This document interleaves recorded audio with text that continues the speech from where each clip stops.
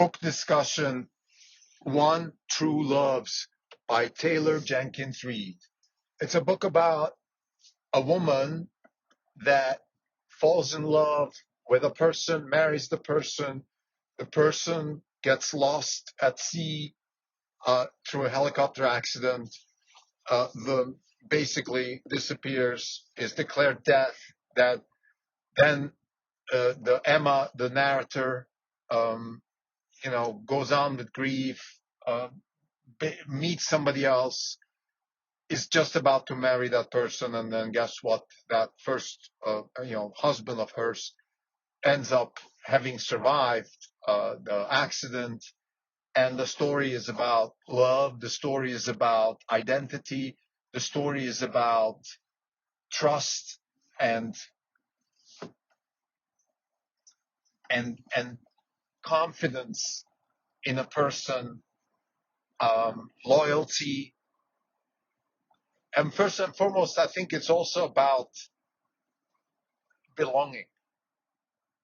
It's about what does it mean to be attached to somebody? What does it mean to be with somebody in a relationship? All these questions. I think Taylor Jenkins Reid is the kind of writer that, in my opinion, is underrated in a sense that she doesn't get the credit. She really does deep work. There's a lot of depth to her writing, even though the novels, say, Malibu Rising is the other one I read, they come across as this almost Hollywoody, love stories, but they're not. They're a lot deeper than that. And, maybe it's not, this is not, Crime and Punishment or Anna Karenina in terms of depth, but for the 21st century, it is. And I think Taylor Jenkins Reid should get more credit. She really answers some of the deepest questions. I'm doing so much work on AI now and robotics and thinking and what it means to be intelligent, what it means to be human. And One True Loves is a really nice white paper for what it means to be human. This is not even on podcast. It's November 13, 2023. This is Krim Telco. For the day, we are up 7.8%. The market is down 20 basis points. For the year, we are up 96.2%. The market's up 14.6. We're outperforming by 81.6%. One True Loves by Taylor Jenkins Reid. It's a story about a woman that falls in love with a boy during high school, ends up marrying the boy, and then the boy dies in a helicopter accident, allegedly dies, and then the woman goes on with her life. Emma is her name, and ends up meeting somebody else, marries the guy, is about to marry the guy, and then the other person, Jesse, shows up, and then the story goes on from there. I think it's a really interesting plot. I mean, it's not. This is Taylor Jenkins Reid at her best because it's not rocket science. Look, this is not Crime and Punishment or some really convoluted psychological thriller or anything like that. It's pretty straightforward. There is Emma. She is in love with a person, and that person disappears, and you have to, deal with that loss, grief, whatever it is you do, and then you meet somebody else, and then you deal with the transition from grieving to loving, and then you love, and then the other person shows up again, and then you have this dual situation where now you love both, and you don't know what to do, and then you go through the motions, and then the conclusion of the story, I don't want to give it away, it's pretty straightforward. Everything is relatively straightforward. Let's leave it at that. Now, here's what I found so powerful here. It's first, there's a comment in the book review and whatever, and they say Taylor Jenkins Reid does love like nobody else. She is phenomenal at love, and that's absolutely true. She's able to convey the depth of loving a person like nobody else, at least not somebody that I've come across. I've read, romantic novels and all that kind of stuff, from classics all the way through to maybe, popular novels, movies. I think the ability to convey love is something that Taylor Jenkins Reid is really good at. And it comes across, it even made me to rethink my own relationship with my partner and what it means to love her, and what it means to be loved. So there's beautiful scenes in the book. For example, one scene is where she says that uh, I I was thankful. I'm thankful for having been able to love you because it also made me a better person to be loved. Love is a reciprocal thing. It goes both ways. And you have to have the patience to learn how to love. Love is something you don't just are good at. You learn how to do it. And this is something that comes across in this book that it's like training. It's like a muscle. Like you are getting better at it. And uh, that's certainly one thing that I took away from the book. The other thing is really, really profound, which is the the point of identity. Now, identity, not in a political way, not at all, has nothing to do here with you know sexual stuff, pronouns, none of that stuff. It is about identity in the true English sentence kind of way, which is who am I and how do I relate to this person? And maybe I used to love a person when I was 16, and now I don't love her anymore. And that's fine. That doesn't mean the person's a bad person. That doesn't mean I'm a bad person. It just means that I've changed or they have changed. We both have changed. And we both have changed in ways that are not congruent. And therefore, we don't love each other anymore. In fact, we still love each other, but we are not together anymore. Love ends without ending. I think those are profound ideas that Taylor Jenkins Reid uh, comes is able to bring across in the book. Let's leave it at that. I don't know if that's her intention. I have not seen any interviews with her or book reviews about this book. I personally love the book. It's a beautiful book.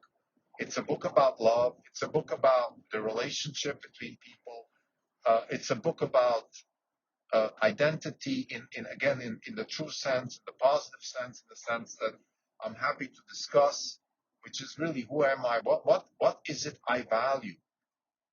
There's another beautiful scene in the book where the boyfriend asks Emma, "How long has it been since your husband died?" She says 2 years, and then he says, "Is that a long time or a short time?" And then she thinks to herself, "Wow, this person really, really listens to me. He wants to know how I really feel."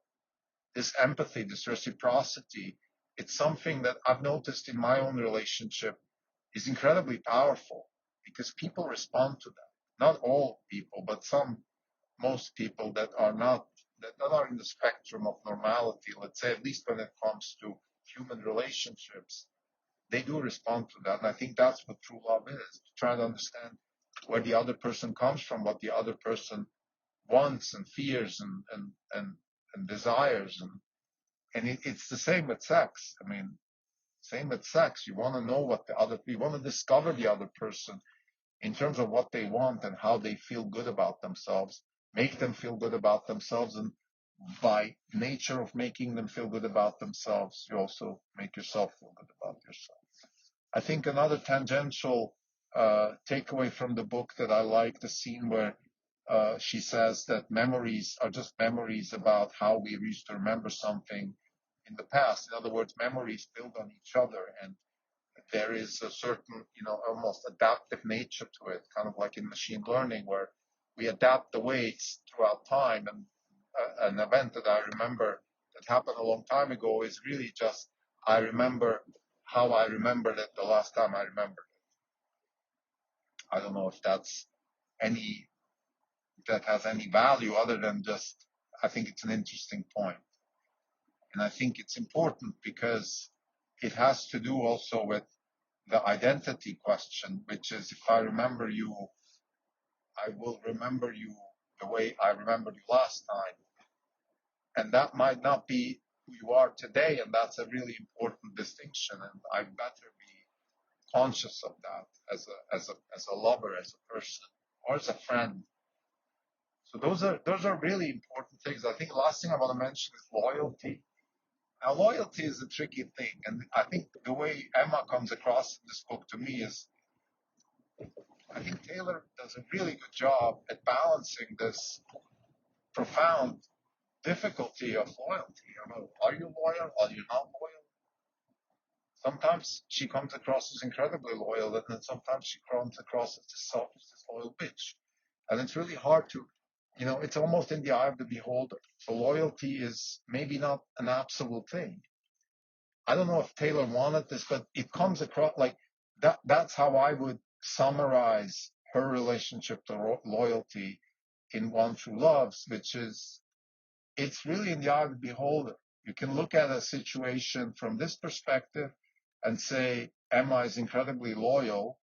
And you can look at it from that perspective and you can say, no, she isn't. So I think both of these things are, um, they're open for debate and therefore interesting. So summarize One True Loves, Taylor Jenkins Reid, great book, recommended, highly recommended. It's a book about love. 4 things I want to mention. One, love is something you can get good at. You can learn. Love is not just a given and you hopefully have it or not. You can get good at it. It's like a muscle. You train it, you get better at it. I think the second thing is love is about reciprocity. That's what you can learn. You can learn to listen to the other person. You can learn to discover the other person. You can learn to be, nice to the other person, or whatever it takes.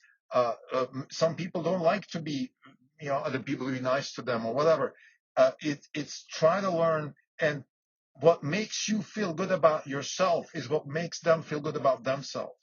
That's when you are in a truly good relationship. It has to be reciprocal. It has to be, I think, the scene where he asks her, how long was it since he died? 2 years. And then he says, was it a long time or not? Like he's able to think in her terms. And then at some point in the book, they thank each other for helping them, each other, to become better at loving and being loved. I find that really, really profound. Third thing, loyalty. The concept of loyalty goes through the book all the time. It's also something that you can learn to be good at, but it's not an absolute thing. Taylor Jenkins Reid definitely doesn't have a clear answer of what it means to be loyal. There's friends there, there's family members, there is husbands and boyfriends and all that kind of stuff. And the loyalty question to me is not so clear, because I can be loyal to somebody until I'm not. So let's leave it at that. It's not so clear. The fourth thing I want to mention is identity, and again, in a positive way, identity as in who am I, and how do I change over time, and who I am when I'm 16 is not who I am when I'm 30, and that's okay. That's why I can love, be loved, and unlove, and still love the person, but not in a way to be together because I'm a different person today. And that's important. That's important for people to understand. You change. And if you want to be in a long-term relationship, you better make sure that the way you change is reciprocal to the way the other person changes. It's doable. It takes work, but it can be done. Thank you.